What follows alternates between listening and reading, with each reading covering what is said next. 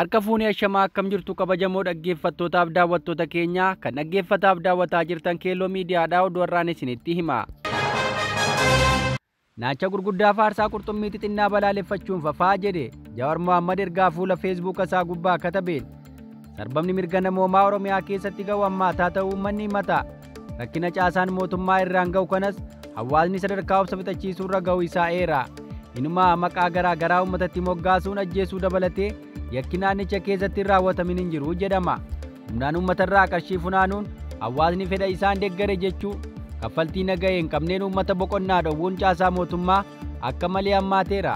Haala kanarra dhaabbachuun tibbanaa OBN qophii ca'aa jedhamu irratti bulchaa naannoo Gooroo guutuu hawaasa magaalattii hangam akka miidhaa jiru saaxilameera.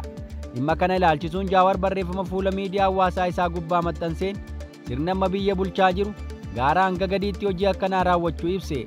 Kan warra gara gadii saaxilame malee mataan hogganoota PP hojii kana fakkaatu dalaguu jedha. Deeggartoonni sirnichaa hedduu jecha bulchaa aanaa Gooroo guutuu kana yennaa balaaleffatan argeenna ajaa'ibee jedha. Namni kun waan addaa maal dubbate? Waan addaa bilxiqinnaa irraa garaagara ta'e maal hojjetee jedha. Itti fufuudhaan maal qondaalonni sadarkaa naannoo Oromiyaa walga'ii irratti abbootii gadaa Karrayyuu ajjeesuuf murteessanii erga rashananii booda shaneetu ajjeese hin jenne battee urgeessaa kan osoo uummanni arguu loltoonni mootummaa gadi fuudhanii ajjeesanoo shanee irratti dhoobuun herrega buusuuf yaalaan turree jedha maxxansa isaa kanaan. Kanaafuu bulchaan aanaa kunis tooftaanuma hogganoota isaa olirraa argee fi dhaga'e barate hojiitti hiike malee waan addaa homaa hin uumnee jedha. Naacha gurguddaa faarsaa qurxummii xixinnaa akkasii balaaleffachuun fafaa jedha Jawaar dhuma barreeffama isaan. Bulchaan aanaa Gooroo guutuu caasaa mootummaatiin si ajjeeseen shaneetu si ajjeese jedhee ilillis irra kaa'a jedhee dubbachuu isaa OBN gabaaseera. Akka miidiyaa OBN irratti tamsaafametti namni kun hawaasa qofa osoo hin taane miseensota isaallee dararaa jira. Yakkaawwan uummata dararuu, saamicha daangaa hin qabne, nagahee malee uummatarraa qarshii funaanuu, maallaqa mootummaa miliyoonotaan herregaman waliin dhahee dhuunfachuu fi pirezidaantii naannoo Oromiyaa obbo Shimallis Abdiisaa gowwomsuu isaa miidiyaa kanaan ifa ta'eera. Rakkoon akkanaa Oromiyaa hunda keessaa kan mul'atu ta'uu hawaasni walii himaa jira. Namni yakki isaa haala kanaan saaxilame illee seeratti dhiyeessuu dhabuutti danuun komateera. Odeessa itti aanuun mootummaan namoota kirkira lafaan qe'ee irraa buqqa'an bakka biraatti jijjiiruuf yaalus horsiisee bultoonni garuu diduun isaanii gabaafame. Kirkira lafaa irra deddeebiin naannoo Affaar godina Awwaash Faantaallee keessatti mudate hordofuun horsiisee bultoonni qe'ee irraa buqqa'anii aanaa Amibaaraa kaampii Daayidoo keessa turan gara bakka biraatti geessuuf mootummaan yaalii godhus horsiisee bultoonni fedhii akka hin qabne ibsan. Nageenya isaaniif jecha maqaan isaanii akka hin dhaamne ka gaafatan jiraataa naannichaa madda oduu kanaa Addis Istaandarditti akka himetti komaandii poostiin mootummaan naannichaa hundeesse horsiisee bultoota kaampii Daayidoo turan gara kaampii haaraa Addis Raayii naawwaa Awwaash Arbaatti hundeeffametti jijjiiruuf yaalii taasisuu himan. Namoonni komaandii poostichaa fi jaarsoliin nu haasofsiisuuf torbee darbee dhufanii turan. Ammas naannoon sun balaadhaaf saaxilamaa waan ta'eef gara kaampii haaraa Awwaash Arbaatti akka jijjiiramuuf nu gaafatan. Ka jedhan jiraataan kun haa ta'u malee horsiisee bultoonni kun naannoo amma qophaa'eera jedhamu kun jiraachuuf mijataa waan hin taaneef didaniiru. Bakka amma jiru Daayidootti lagni Awwaash qaxxaamura. Burqaawwan hedduutu jira. Kun ammoo loowwan keenyaaf iddoo bareedaadha. Lagicha irraa bishaan argatu. Naanna'anis nyaatuu jedhu. Iddoon amma jirru balaadhaaf saaxilamaa waan ta'eef iddoon haaraa Awwaash Arbaa jedhamutti akka deemnuuf nu gaafatan. Achittis lagni hin jiru. Mukni dhaabbate tokkos hin jiru. Horii keenya isa nyaachifnaa jedhu. Horsiisee bulaan madda oduu kanaa Addis Istaandardii waliin turtii taasisan kan biraan ammoo iddoon akka qubatan gaafataman Addis Raayir jedhamu kanaan dura akka beekaneeruun naannoon kun wanti tokko akka achitti hin argamnee fi rakkisaa akka ta'e dubbataniiru. Hawaasni bakka filatameef kana akka hin qubanne diduu isaarraa kan ka'e deeggarsi godhamaa fi ture addaan cituus gabaafameera. Kanaanis balaadhaaf saaxilamaa akka jiran uummanni komateera. Odeeffannoo biroo itti aanee of harkaa qabnuun hospitaalli Amaanu'eel ji'a 6 darban keessatti namoota 66,000 oliif tajaajila yaala sammuu kennuu ibse. Hospitaalli Ispeeshaalaayizidii Sammuu Amaanu'eel bara baajetaa 2017 ji'oota 6 jalqabaa keessatti daa'imman dabalatee namoota 66,741 ta'aniif tajaajila yaala sammuu kennuu beeksiseera. Kunis deddeebiin ciimsanii yaaluu fi yaala hatattamaan kan kennaman yoo ta'u isaan keessaa kutaalee hawaasaa 36,300 ta'an tajaajila inshuraansii fayyaa hawaasaa irraa fayyadamoo ta'uu ibseera. Hospitaalichi hojiirra oolmaa karoora isaa ji'oota 6 jalqabaa bara baajeta 2017 bakka bu'oota hawaasaa waliin gamaaggameera. Gamaaggama raawwii hojii kana irratti gabaasni dhiyaate akka agarsiisutti ji'oota 6 darban keessatti dhukkubsattoonni yaala sammuu argatan keessaa 64,256 tajaajila yaala deddeebi'anii yaalamuu kan argatan yoo ta'u, isaan keessaa daa'imman 257 akka argaman ibseera. Dabalataan namoota 410 yaala damdamannaa araadaa, namoonni 240 ammoo tajaajila wal'aansaa haaromsaa argachuu ibseera.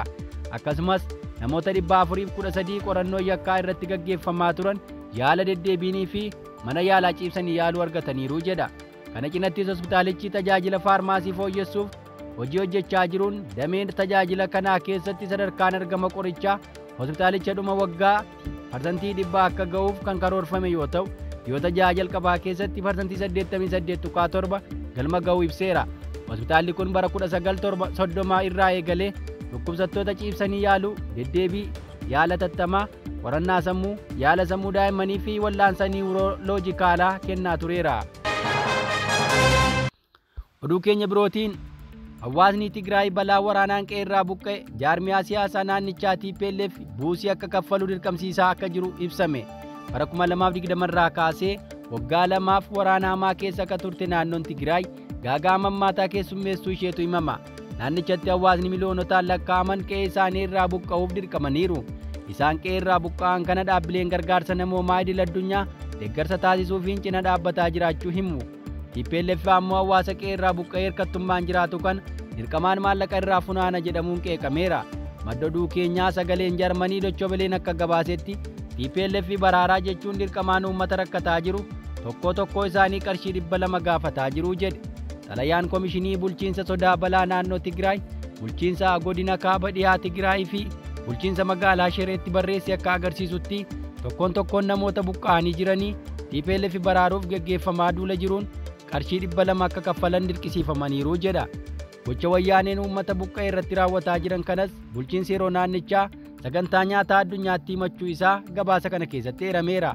Bulchiinsi yeroo naannichaa xalayaa tibbana barreesseen gochi uummata ofiifuu rakkataa jiru gidirsuu akka dhaabbatu gaafateera. Himannaa bulchiinsi yeroo naannichaa wayyaanee irratti dhiyeesse kana TPLF waakkatee jira. Gocha humnaan uummata irraa deeggarsa funaanuu hin raawwanne jechuun deebii laateera. Tigraay keessatti rakkoon namoomaa hamaan itti fufee jiraachuu, rakkoo walxaxaa isaan mudateen alatti buqqaatota irraa deeggarsa paartii jechuun karaa adda addaa dhiibbaan ga'aa jiru hammaateeraa jedhame. Komishiniin Bulchiinsa Sodaa Balaa Tigraay gumaacha maallaqaa dirqama kana ilaalchisee komiin sagantaa nyaataa addunyaa WFP'n irraa akka isa qaqqabe ibsuun dhaabbati idil addunyaa kun tarkaanfii kana akka gargaarsa namoomaa gara dabarsaa jiru jedhee fudhateera. Buqqaatota yookaan lammiilee gargaarsa namoomaa irratti hirkatanii jiran irraa maallaqa kamuu gaafachuun akka hin danda'amnes komishinichi ibseera. Kun akka hin taaneef qaamolee raawwachiiftuu sadarkaan jiraniif qajeelfama kennuu isaas caqaseera. Pirezidaantiin bulchiinsa naannoo Tigraay obbo Geetaachoo Raddaa akka jedhanitti gochi buqqaatota dirqisiisuun maallaqa arjoomsisuu ka sagantaa nyaata addunyaatiin komii kaasaa ture kaampii baqattoota Tigraay tokko keessatti raawwatamaa akka jiru akkasumas sababoota adda addaa fayyadamuun raawwatamaa akka jiru dabaluudhaanis yeroo dhiyoo asitti buqqaatonni ayyaana kabajuu sababa jedhuun maallaqa arjoomaa akka jiran bira ga'uu ibseera. Obbo Geetaachoon buqqaatonni illee kootaa kennuu fi maallaqa arjoomaa akka jiran karaa adda addaatiin dubbatamaa jiraa jedhu. Kun gonkumaa fudhatama kan hin qabnee fi amalatti gaafatamummaa hin qabne waan ta'eef dhaabbachuu qaba jedhaniiru. Hoogganaan bulchiinsa yeroo kun itti fufuun buqqaatota jireenya gaddisiisaa jiraataniif maallaqa irraa funaanuun yakkaa jedha. Carraa kanaan fayyadamee ayyaanni uummanni keenya kabajuu mootummaan akka kabajamaa jiruu fi mootummaan achitti kabajamaa akka jiru hubachuu qabaa jedheera. Kanaaf maallaqa hin qabne warra balbala namaarra deemanii maallaqa kadhachaa jiraniif hin kenninaa jechuun ibsee jira. Oduu keenyatti aanuun naannoo Amaaraatti sababa waraana naannicha keessatti adeemaa jiruun barattoonni shamarranii barnoota addaan kutanii heerumuuf dirqisiifamuu ibsame. Naannoo Amaaraatti waraana walitti fufiinsaan gaggeeffamaa jiruun barattoonni barnoota addaan kutanii gara gaa'ela dhaabbachuu kaanaa immoo godaansaaf of saaxilaniiru jedhame.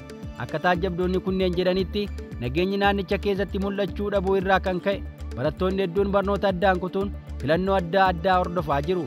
Gariin godaanuu kan filatan yoo ta'u kaanaa immoo gaa'ela filataniiru jechuun jiraataan godina Goojjam Bahaa aanaa Enemay tokko madda oduu kanaa Dochobelee afaan Amaaraatti himeera. Biiroon barnoota Amaaraa bara barnootaa kana barattoota miliyoona 7 galmeessuuf karoorfame keessaa barattoonni miliyoona 2.7 qofti galmaa'u beeksisee ture. Kunis balaa waraanaan barnoonni naannicha keessatti danqamu agarsiisaa jedhame. Wallabdee naannoo Amaaraa keessatti adeemsifamaa jiruun shamarran mana barumsaa deemuun sodaa nageenyaa itti uumeera. Naannichatti dhiira caalaa gaagaama waraanaan kan barnoota addaan kutaa jiru shamarranii jedhame. Shamarran barnoota addaan kutan dabalaa jiraachuus maatiif barsiisonni ibsaniiru. Biiroon daa'immanii fi dubartootaa naannoo Amaaraas shamarran barnoota addaan kutuun rakkoon jiraachuu akka danda'u ifa godheera.